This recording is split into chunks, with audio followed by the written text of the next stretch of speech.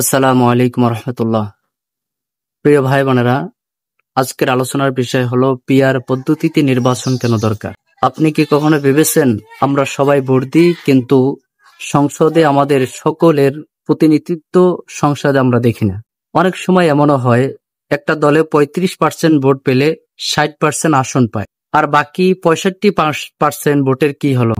এটা হয় এ কারণে যে আমরা প্রথমে আসো এরপরে যেত এই সিস্টেমে নির্বাচন করি। এ কারণে বর্তমানে প্রচলিত সিস্টেমে নির্বাচন হলে একটাই সমস্যা, যে আমরা যারা ভোট দিই আমাদের বেশিরভাগ মানুষের ভোট কোনো কাজে আসে না। ধরুন আপনি এক লোককে একটা প্রতীক মার্কা অথবা একটা মার্কার মধ্যে ভোট দিলেন, সেখানে সে 20% ভোট পাইলেও কিন্তু সংসদে কোনো তার প্রতিনিধিত্ব নাই। তাহলে দেখা যায় এই 20% ভোটই বাদ, অর্থাৎ 20% মানুষের মতামত সংসদে গেল না, তাদের মতামত একেবারে বাদ। এটা কি ন্যায্য নাকি বলেন?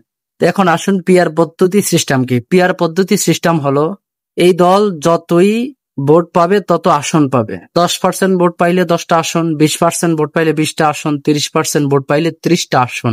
তো উদাহরণস্বরূপ, যেমন সংসদে 300টি আসন আছে, এর মধ্যে কোনো ব্যক্তি বা কোনো দল যদি 15% ভোট পায় তাহলে সে 45টা আসন পাবে।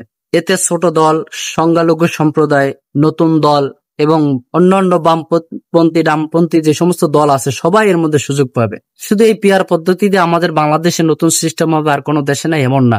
অন্যান্য উন্নত রাষ্ট্রের মধ্যেও, যেমন জার্মান, এরপর নেদারল্যান্ড, সুইজারল্যান্ড, এরকম উন্নত দেশের মধ্যে এই পিআর পদ্ধতির নির্বাচন চালু আছে। তো চলুন আমরা বাস্তবতা দেখি। 60 এবং 50 বা 60% ভোট মানুষে ভোট দেয়, দেখার পর সংসদে শুধু একটা বা দুইটা দল দেখা যায়, আর বাকি কোনো দল সংসদে দেখা যায় না। তথা একটা বা দুইটা দলেরই রাজত্ব থাকে, বাকি 60-50% মানুষের কোনো রাজত্ব নাই, তাদের কোনো মতামত সংসদের মধ্যে নাই।